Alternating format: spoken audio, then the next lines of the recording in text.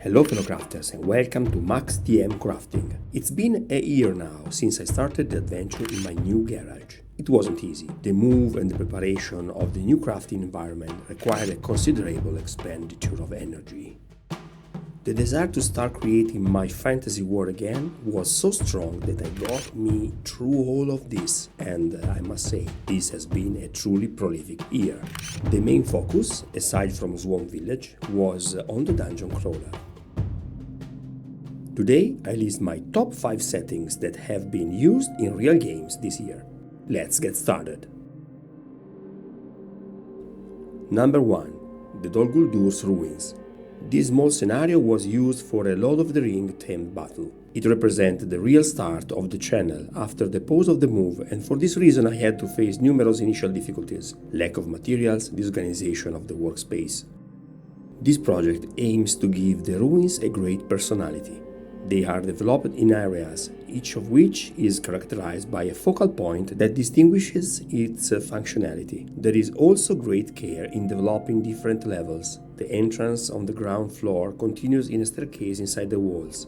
2 paths are visible, the one I have just described and another, which runs along the base of the highest walls from an arch to an ancient collapsed bridge. 3 platforms. The first reachable from the iconic front staircase, the second from a ruined central staircase, and the third, the highest, representing the balustrade of an ancient Gothic window with climbing plants that envelop the walls, a piece that was able to give total immersion. Number 2. The Throne Under the Mountain.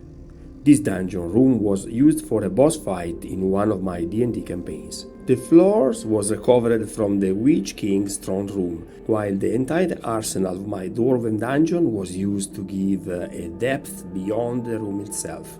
The use of blue LED lights at the beginning of the encounter served to give a cold and petrified appearance to the setting. Darkness and silence and a majestic but empty throne welcomed my party. The black dragon they encountered was guarding the 2 gates behind the throne. Truly an exciting match. Number 3. Labyrinth of Chroner.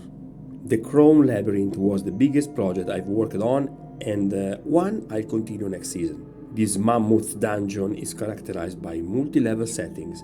It represents, in my opinion, the quintessence of the crafting dungeon master.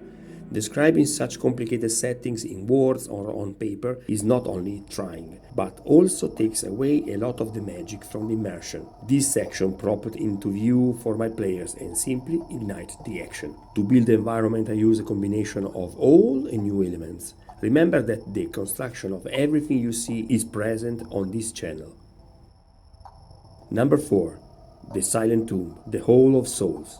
This was a great return. Role-playing my dungeon, The Silent Tomb, took me back to the beginnings of my YouTube channel.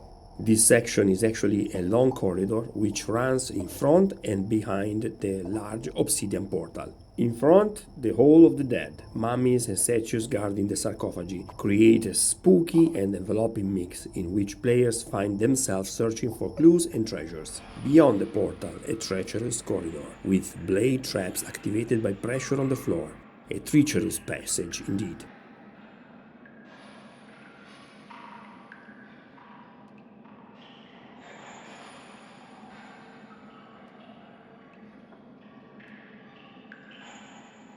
Before the last scenario, some special mentions. These are old and new items that I have reused throughout my campaign.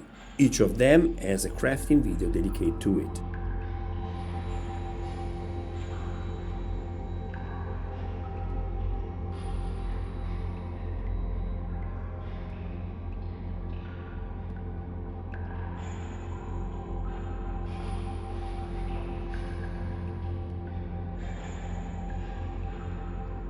Number 5. The Tomb of the Witch King. Well, yes, having played my Silent Tomb again, I must admit that this room still represents my Michelangelo's David, my Leonardo Mona Lisa, my Dante's Divine Comedy. I have never had such an intense approach to the creation of a single room, and every time I see it again, I am myself enchanted by the level and number of details that are presented here. A true boss fight room, rich in symbolism and extremely fun to explore in every corner. It makes you want to create another one. Okay guys, this is it for today. I hope you enjoyed this video. If you like this video, please hit the like button, and if you very like this video, remember to subscribe to the channel. Till next time, happy crafting!